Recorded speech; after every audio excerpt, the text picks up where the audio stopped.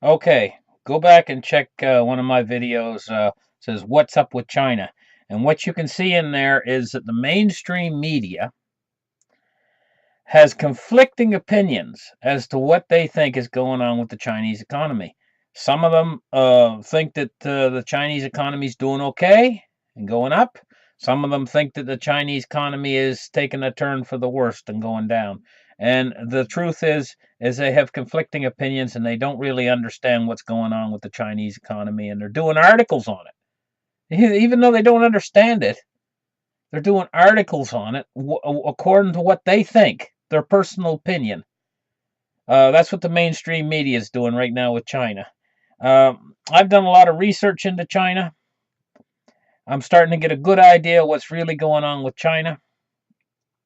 I got some charts here. Uh, China is switching.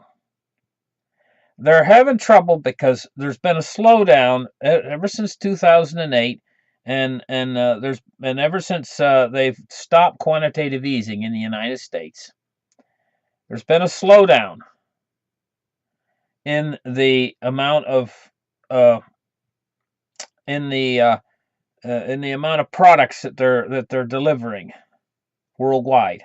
There's been a slowdown, and this slowdown is affecting the factories and stuff that produce things in China. Their GDP is falling, and they're estimating it higher than what it actually is, but their GDP is actually falling, and it's going down drastically from what it once was. So what they're doing is they're switching from an economy that's based on factory production and based on expansive growth, like all these ghost cities they've built and real estate that they've built. And some of these cities are absolutely huge. They're like Chicago with nobody living in them. And that required a lot of infrastructure and a lot of cement and a lot of rebar and a lot of everything. It just required copper and everything. They needed all these resources. Now they're switching over from this economy that they did have that's worked for them. They're switching over to a new economy that's fueled more by consumerism, sort of like the American economy is now, service related and consumerism. But they don't have the world reserve currency. America has used the power of the world reserve currency to support this consumeristic economy, and this economy that's built on uh, on service related industries, that's built on consumerism, that's built on I mean, if you go down the street, any normal city in America, and you go into a house and you ask the husband, "What do you do?" And he says, "Well, I'm a salesman for a shoe store." And you ask the wife, "What do you do?" And she says, "Well, I'm a nurse at the hospital." Well, both of their jobs. The salesman at the shoe store is a commercial job, where he sells products, and it's all service. It's not exactly service related, but it's related to consumerism.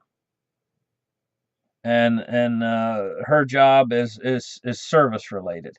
So most of the people have either jobs that are based on service relation related to service, or related to consumerism and so on. This economy that America's built, they've built this empire, a complete empire that they've built, all on the back of them having the world reserve currency and being able so the supplier for this consumeristic type economy that America's built with the US dollar has been China. Or they've supplied a lot of stuff anyway. Let's put it that way. They haven't supplied everything, but a lot of goods have come in from China in the last 10 years, and you know these goods, you know the stuff. You know the pair of shoes you buy, and you look at the American shoes, and they're $149, and you look at the Chinese shoes, and they're $19.95. You buy the Chinese shoes, you put them on, you wear them one week, and the soles fall off. You know what I'm talking about? You know what I'm talking about. You've had it happen to you. You went into the dollar store and you bought a hammer in there, you know? And you start driving a nail, put up a picture on your wall. Clink, clink, clink, clink, clink, and the head flies off. You know the stuff I'm talking about. Chinese stuff that you've been buying all this time. Well, it's made in factories over in China. And they hire the employees for practically nothing. So it's no reason why you should think that they're going to give you the best quality merchandise. They're not giving you quality merchandise. In fact, a few years back, they had a big scandal that they were getting rid of waste product that was called melamine, and they were putting it into things like dog food, and they even had some go into baby formula, and the stuff is poisonous for human consumption. And there was a big scandal on it. I think a number of pets died, and this is a byproduct that is used in industrial production, and it was going into food products and stuff because they sell all this stuff and they just put it in the crates. They shove it into the crates, into a big wooden crate. Wooden crate goes into a great big steel container, which they lift up onto the ship, and the ship carries them 20 stories high, all these containers, and they sail it to America after they get it full. And the thing holds a tremendous amount of stuff. And a number of those containers, they piggyback the containers on the back of big trucks, and they ship it to the nearest Walmart or to the nearest Target. And that's been going on for a long time. What's been paying for all of this? Now this Chinese merchandise that you're getting is shoddy. What are you paying for it with? You're paying for it with U.S. dollars that are just printed off. They're so hot off the printing press that you can grab a hold of one, the green comes off on your finger where the ink hasn't dried yet. And so that's what they've been paying the Chinese with. They've been paying them with these U.S. dollars that the Chinese have been hoarding them. But now what's been happening is the whole thing switched around now. The Americans it's fallen off big time in their factories. They're are laying off people in China. So now they're switching over to this new economy. This is a big deal, and they're going to become the new consumer, right? And so how's it working for them? Do you know how they're fueling this new economy? Guess how? They're fueling it all on borrowed money. That's how they're fueling it. Not completely, not 100%, but enough of it. They're fueling it on board. They're borrowing big, huge, emolumous amounts of money, and they're using it to run their whole show of this new economy that they're building for themselves. Because the old economy has slumped off so much that if you were to really check their GDP with just the old economy, if you didn't have this new economy that they've built from borrowing money, if you took that away and you only had the old factory economy and you checked the GDP on that, I'm betting that it would be negative growth. That's what I'm betting.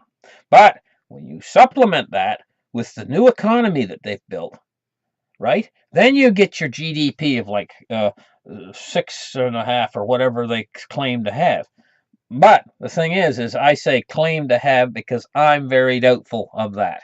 I think that that's an exaggerated number too. I think the real Chinese economy is probably stifling along or around 2% or something like that. But I don't have any real evidence for that to prove that is the case. I have to go with the numbers that they're going to give out. But let's just put it this way. Everybody else trusts everything they read. They believe everything that they read. I don't believe anything I read. I want proof of everything, you know. So I'm a skeptic when it comes to things like that. Anyway, here's the chart. Now, what you notice on the chart is, take a look. First off, where's the chart? The chart's over here. First off, you'll notice in January 2016, you notice that they chunked a great big chunk of money in, right?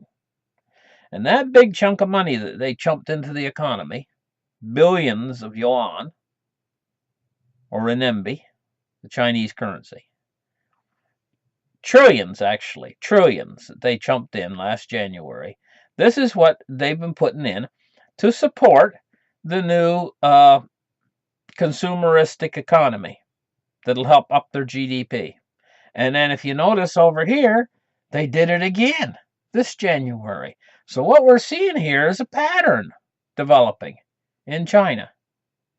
How long can they continue this pattern? You notice that this January they didn't take quite as much as last January. I think that what they're doing is they're stalling this whole thing. I think that what they have is something that's unsustainable. I think that eventually what's going to happen is China is eventually coming in for a hard landing. They averted a hard landing back in 2016, in January 2016. They averted a hard landing, but now by borrowing again this year, they've averted it for a little bit longer. But ultimately, I think they're coming in for a hard landing. And they've been talking about an L-shaped recovery, but there is no recovery. It's just like the United States. There's no upswing coming. It's just going to be a steady tilt downward. So if we see what's really happened in the Chinese economy, there's going to be no growth. Their whole new consumeristic based economy that they want to be like America, but they haven't got the world reserve currency, is going to be defeated and fail. And so the Chinese economy is not going to be any help when the rest of the world starts to take this next downturn. In fact, it's going to push the Chinese economy down too, along with the rest of the world when this next downturn hits. So now you know what's going on in China.